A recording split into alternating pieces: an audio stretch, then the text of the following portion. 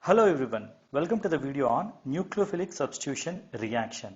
In organic chemistry, this reaction is known as workhorse of the synthesis. That means majority of the reactions in organic lab takes place with the help of nucleophilic substitution reactions. A very important kind of reaction wherein you have two types are there, SN2 and SN1. In this video, I am going to explain about the mechanisms of both the types and the reaction dynamics.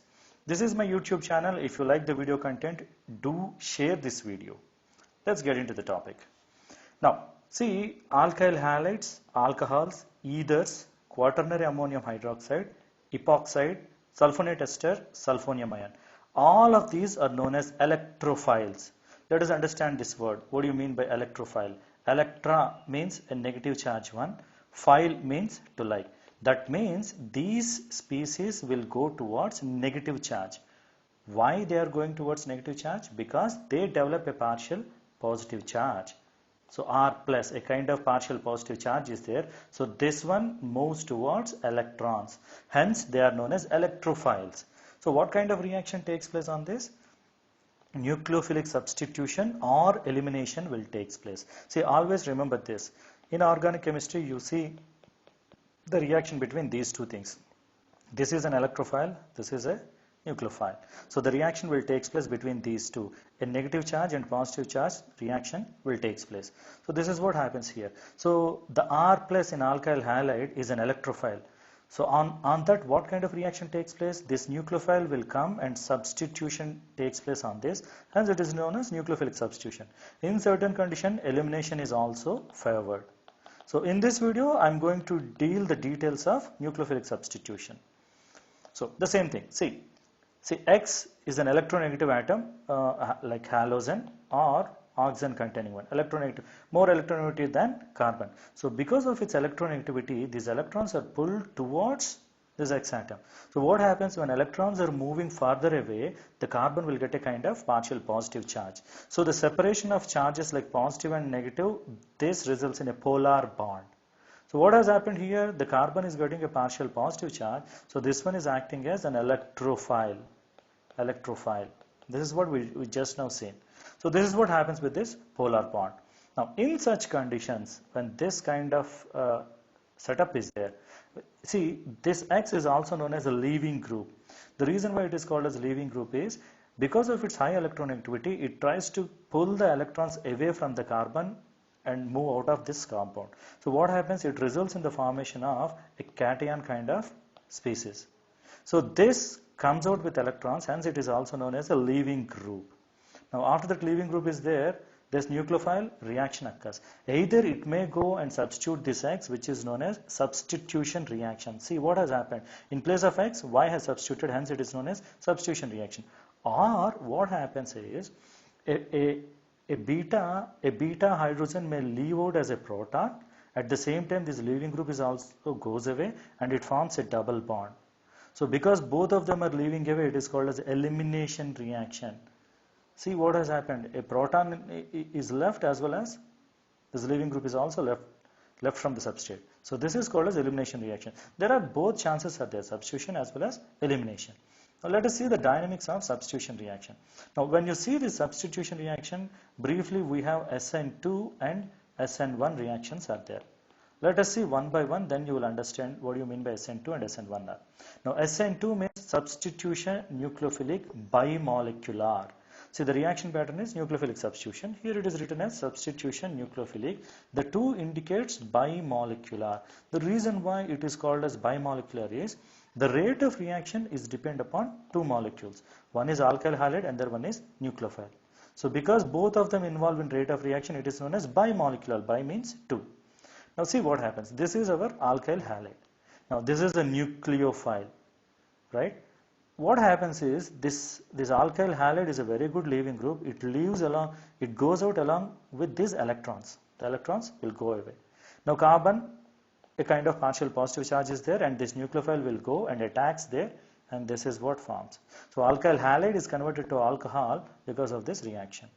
Now in order to move further, the rate is determined by both alkyl halide as well as nucleophile, and it is known as bimolecular. and substitution of bromine with alcohol has occurred, so it is called as substitution reaction. What has substituted? A nucleophile has substituted, hence it is known as nucleophilic substitution bimolecular. So this is what is that word stands for.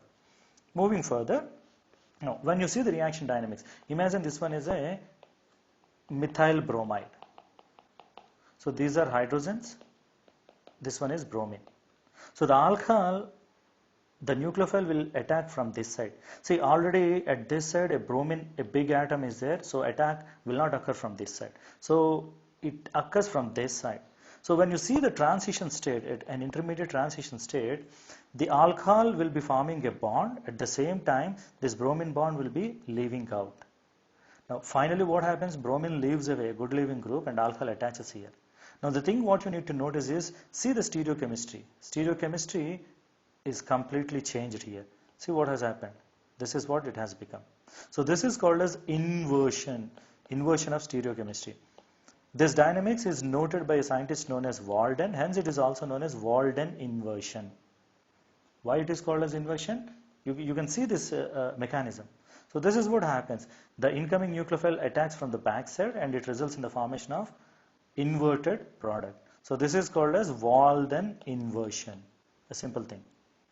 Now let us see what are the factors which will affect the reaction rate. Now first let us see about alkyl part. See, alkyl halide could be a methyl halide, primary alkyl halide, secondary or tertiary alkyl halide. Now when you see the reaction, how it goes on is, see, alcohol comes and attacks like this. This one is alcohol and this one is an alkyl bromide. Now when you keep on increasing the size of alkyl halides, what has happened? The steric hindrance to attack this OH is increasing. When steric hindrance is increased, what happens? Rate of reaction decreases. See, the increasing steric hindrance, what happened? Decreasing rate of SN2 reaction. So to which starting material the reaction occurs faster? It is with methyl halide. So this is what is given. See, this is most reactive, whereas here because of steric hindrance the reaction rate is tremendously reduced. So this is what is relative reactivities of alkyl halides in SN2 reaction. You see this diagram, you will understand, you will get that clear picture. Moving further, see, we have seen the alkyl fragment of this alkyl halide. Now we need to see about halogen. We have different kind of halogens are there: fluorine, chlorine, bromine, iodine.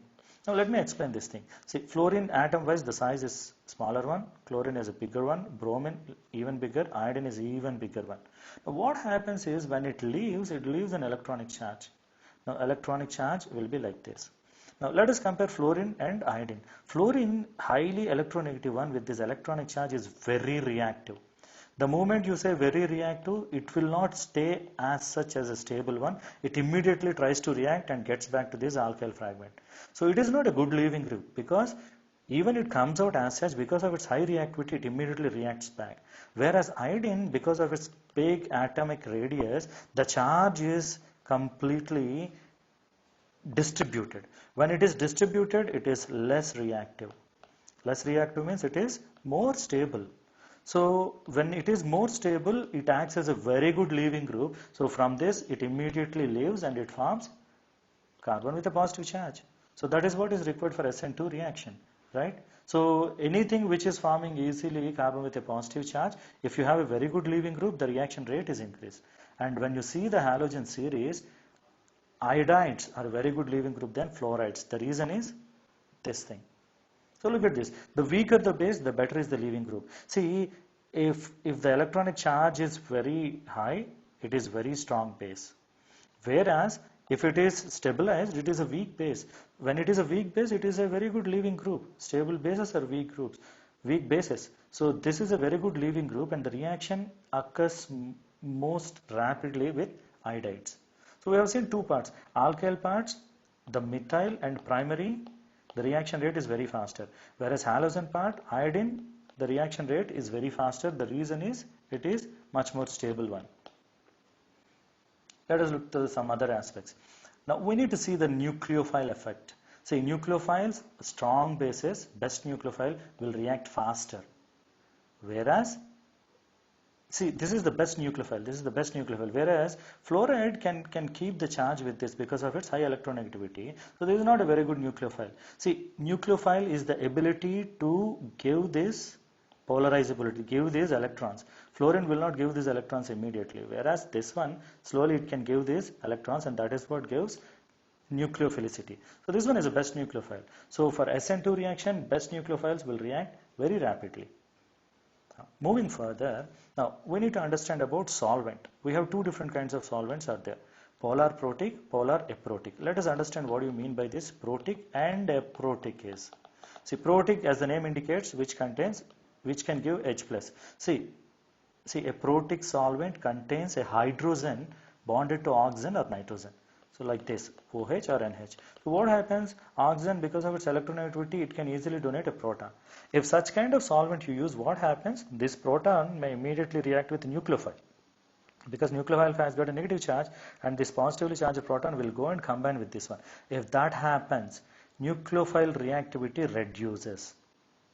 So in SN2 reaction, you cannot use polar protic solvents. No, if you use it, this is what happens. It neutralizes the nucleophile and the reaction rate is reduced. Whereas the other thing, see, an aprotic solvent does not contain a hydrogen bonded either to an oxygen or nitrogen. So these are aprotic solvent like dimethyl formamide, dimethyl sulfoxide. You don't see any proton here. But what do you see? You have a negatively charged surface is there. Now, what do we have? We have a nucleophile with a negative charge. So this association will not occur. So this solvent will encourage the rate of reaction. See, all these are ionic reactions. Ions are forming. So you need to use polar solvents. But in that polar solvent, if you use a protic solvent, it neutralizes nucleophile and reaction rate reduces. If you use a protic solvent, it encourages the reaction rate. So these are all the things we need to note. First, in alkyls, the methyl and primary alkyls will react faster. Second one, the least basic halide is a very good leaving group. Third one, now the strongest nucleophile will react faster. Fourth one, aprotic solvents are required to be used. So all these concepts you need to understand. When you understand, you don't need to memorize anything. So this is about SN2. Now let us move on to SN1. Now again, we know what is nucleophilic substitution is. The reason why it is called as 1. 1 means unimolecular. Why it is called unimolecular? Because the rate of reaction is only dependent on alkyl halide. Why it is only dependent on alkyl halide? Look at this. This is a starting substrate for SN1, alkyl halide. Now what happens in SN1 is, when SN1 reaction goes on, first the leaving group will moves out immediately. When leaving group leaves, what happens? It forms a carbocation. Now, so the formation of carbocation is slower. Whereas in SN2, it is a concerted reaction. When the leaving group is leaving, immediately a nucleophile comes and attaches. It is happening in the same time. That's why it is known as bimolecular. Whereas here, it is only the leaving group which is going out and it is forming carbocation. This is a slow step. The moment it is a slow step, it becomes a rate determining step. So in the rate determining step, only alkyl halide is there. Hence, it is known as SN unimolecular. Now after that, see, attachment of hydroxy group is faster one and you will get an alkyl one. So this is what happens. So the important thing is you will be forming carbocation in SN1 and it is a two-step reaction. Don't get confused. Two-step because one, it forms a carbocation and then the nucleophile attacks. But unimolecular because the rate of reaction is determined by only the substrate, alkyl halide. Moving further, now what happens is, see, when the alkyl halide forms a carbocation, carbocation will be like this. It is sp2 hybridized and it is a planar molecule. It exists in one plane. When it is in one plane, the incoming nucleophile can attack in both the sides. If it attacks from this side, it forms this compound wherein the configuration is inverted. Whereas if it attacks from this side, the configuration is retained. So what happens? See, in SN2, we see it has Walden inversion, completely configuration inverts. But here, no. Some of the molecules have inverted configuration, some of them the same configuration. Most of the time, it will be forming a kind of meso compounds. So this is an important thing. To extend it further, see, if the carbon is a symmetric center, when it reacts, some of the molecules product will be inverted configuration, some of the molecules will have a product with retained configuration. See, if the leaving group in SN1 reaction is attached to an asymmetric center, a pair of enantiomers will be formed. Two enantiomers, one with similar configuration and other with inverted configuration will form. This is the difference. In SN2 it is always inversion, whereas in SN1 it is pair of enantiomers. Condition is if the leaving group is on asymmetric center. Moving further. Now see, the same thing, the relative reactivity is, if you see again the same logic, alkyl iodide is most reactive because it forms a this is a very good leaving group. See, the entire SN1 depends upon only the alkyl halide. If it goes, it forms a carbocation, that is what determines the rate of reaction. So this is most reactive. The other thing, see, the formed carbocation stability also affects the reaction pattern. Usually the tertiary carbocation is more stable. Let us understand why tertiary carbocation is more stable. Imagine this one is a tertiary carbocation, right? So all the alkyl groups are acting as electron donating groups. So they will donate a little bit of electrons to carbon with a positive charge. When this positive charge is neutralized, it will be stable. And hence the formation of tertiary carbocation is always encouraged. So the carbocation stability is more in tertiary than in secondary and primary. So what happens with this? Tertiary alkyl halides undergo SN1 reactions easily. Why? Because they form tertiary carbocation. Whereas primary and secondary alkyl halides undergo SN2 reactions because the carbocation stability is not there. In fact, even though in certain reactions secondary carbocation is there, there are chances for rearrangement to get this stability. So this is what happens in SN1 reaction.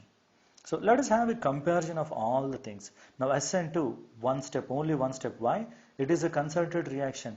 In alkyl halide, when this halogen is going, then only a nucleophile simultaneously comes and attacks. It happens in one step. Whereas SN1, it happens in two steps. In first step, alkyl halide goes away. It forms a carbocation. Then the nucleophile attaches. See, this is one step, this is second step. This is two-step one. But this one is only one step one. But understand this, why it is called 2 bimolecular? Because a nucleophile as well as alkyl halide, both of them are involved in rate of reaction.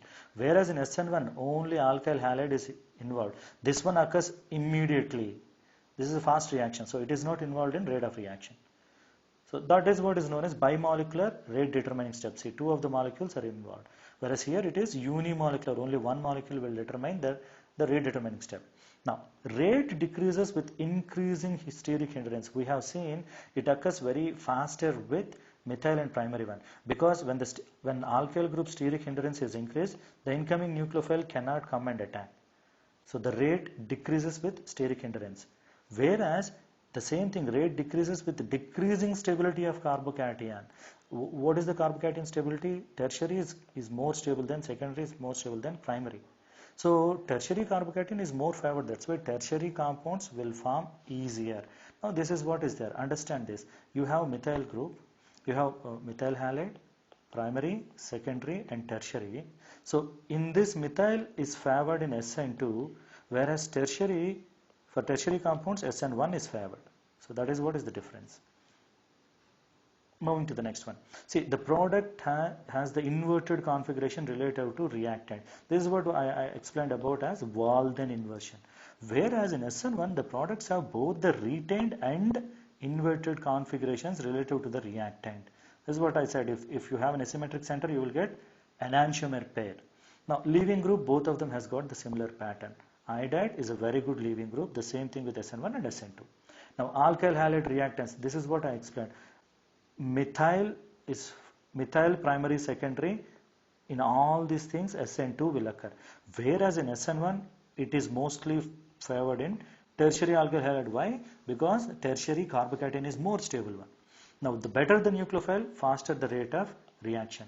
Because nucleophile is involved in the reaction. When you see this, nucleophile is also involved in rate of reaction. Whereas here, the strength of nucleophile does not affect. Why? It depends only on alkyl halide. The moment leaving group goes, it forms a carbocation. The next step is very fast. It doesn't require any nucleophile support. Now, along with this, some other things. See, SN2 occurs favored in aprotic solvents, whereas SN1 favored in polar protic solvent. I have already explained this. Aprotic solvent, will cause trouble. Whereas in SN1, why polar protic solvent favors is, look at this. In SN1, alkyl halide gives carbocation and this one. So the polar protic solvent, the proton will come and stabilizes this one. So the rate of formation of carbocation is even more enhanced. That is why polar protic solvents are favored here. Now there is a rearrangement possibility. As I told you, if secondary carbocation is formed, it may rearrange to give tertiary carbocation, whereas rearrangements are not possible in SN2. I hope all these things are clear. If you like the video, do subscribe and do share the video.